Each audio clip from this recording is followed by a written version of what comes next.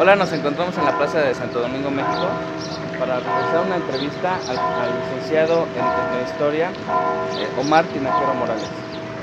Y además, muy interesante, él ha escrito alrededor de 21 libros, en los que él se refiere mucho se planta mayormente sus investigaciones en lo que es la Colhuacan. Buenos días, profesor. ¿Qué tal? Mucho gusto, un saludo a todos los amigos. Gracias, profesor.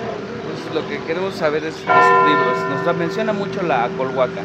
¿Qué es la Colhuacan? Sí, el primer libro que publicamos en el año de 1997 se llamó Rescate del Patrimonio Cultural de la Colhuacan.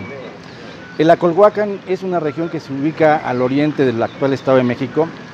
Abarca originalmente 12 municipios, entre los que están Texcoco, Tepetlaustóc, Chiconcuac, Papalotla, Tezoyuca, San Martín de las Pirámides, Teotihuacán, entre otros. El término Acolhua es muy importante porque ustedes acordarán que cuando se lleva a cabo la Triple Alianza entre México, Tenochtitlan, Texcoco y Tacuba, cada uno de estos puntos de la alianza tenía un grupo representativo. En México, pues eran los mexicas. En Tacuba, los tepanecas. Entonces, el grupo que gobernaba en la región Texcoco, o también conocida como Acolhuacan, eran precisamente los acolhuas. Acolhua quiere decir persona hombruda o alta, y el acolhua es un grupo cultural que se formó de la unión entre los grupos chichimecas o nómadas, que eran de origen otopame y huasteco, y por el otro lado de los grupos que habían salido dispersos de Tula, los toltecas.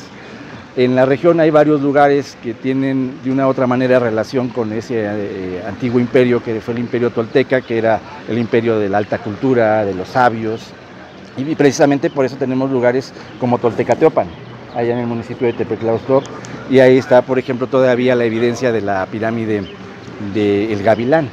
Esa pirámide incluso existía antes que el mismo Tepetlaustóc.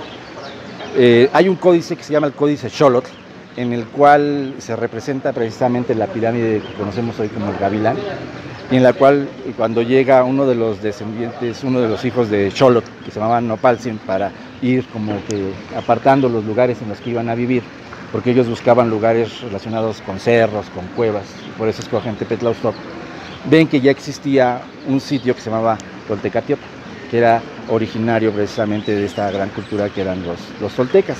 Con el paso del tiempo, los toltecas y los chichimecas pasan por procesos de aculturación, guerras, por uniones familiares, procesos de colonización sistemática, y entonces se funden y se genera ya lo que es propiamente la cultura acolhua.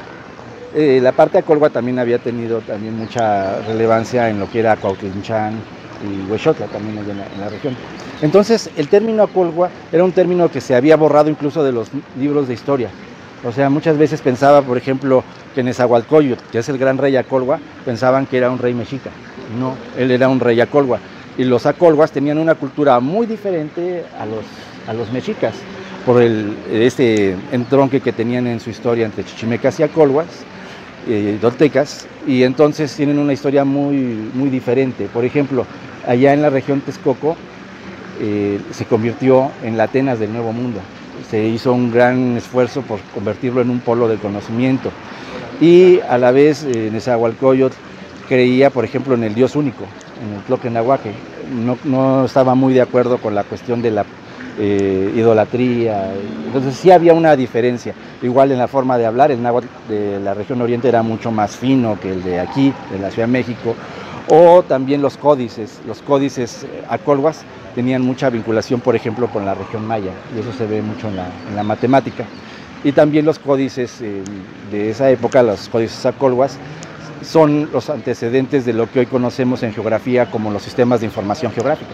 En un códice ellos te aglutinaban de una manera muy inteligente información sobre el tipo de tierra, es decir, cuestiones edafológicas, cuestiones relacionadas con el tributo, con el parentesco, con la familia, con la historia. Entonces eran muy, muy completos esos códices.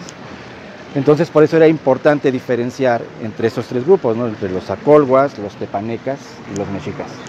El término Colhua estaba olvidado y a partir de la publicación de este libro en 1997 se empieza otra vez a retomar el término, poco a poco se empieza a ampliar y ahora ya es un poco más de uso común y es importante para nuestra historia y nuestra identidad.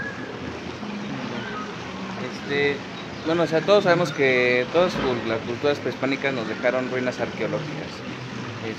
Obviamente, como nos dice las Colhuas, pues eran tenían un área muy extensa, ¿no? Entonces, ¿usted qué nos puede decir de todas esas zonas arqueológicas que actualmente podemos nosotros adquirir como atractivos? ¿Están en función, están olvidadas? Sí, el Acolhuacan tiene muchos sitios arqueológicos, desafortunadamente hace falta mucha excavación para poder rescatar esos sitios. En primera instancia, bueno, el que maravilla a propios extraños es el conocido como los baños de Nezahualcóyotl, en Texcotzingo. Y ahí cabe ver a Nezahualcóyotl como arquitecto. Por ejemplo, él antes de los físicos en Europa logró utilizar la técnica que se llaman vasos comunicantes. Y gracias a los vasos comunicantes, él pudo subir agua del lago de Texcoco hasta la punta del cerro, en donde están los baños de Nezahualcóyotl, entonces usando un principio de física. Y su construcción, bueno, además ahorita, bueno, si nosotros vemos desde Texcotzingo, pues vamos a ver un paisaje desértico. Sin embargo, en la época que vivía Nezahualcóyotl, pues veía toda esa parte llena de vegetación y además pues estaba el lago de Texcoco. Entonces, uno sería Texcotzingo, otro, todo lo que viene siendo Texcoco está tapizado de ruinas arqueológicas. Por ejemplo, el sitio de los Melones, ahí en el centro histórico de Texcoco. También, por ejemplo, en las comunidades como en San Diego, todavía se ven los montículos, pero les digo, les hace falta excavación. En el municipio de Tepetlauzoc también hay una gran cantidad de montículos. Por ejemplo, sobresale un montículo que es circular, que estaba dedicado a Quetzalcóatl, pero también le hace falta investigación arqueológica. En Huexotla, en Cuautlinchán, que es de donde bajan la figura que está fuera del Museo de Antropología, que algunos consideran que es Tlaloc y otros consideran que es Chalchiclique. Entonces, todo está tapizado de arqueología, pero hace falta una investigación sistemática y desafortunadamente ahora con la construcción del aeropuerto, incluso varios cerros que serán considerados sagrados y que tenían vestigios arqueológicos quedaron afectados de manera irreversible.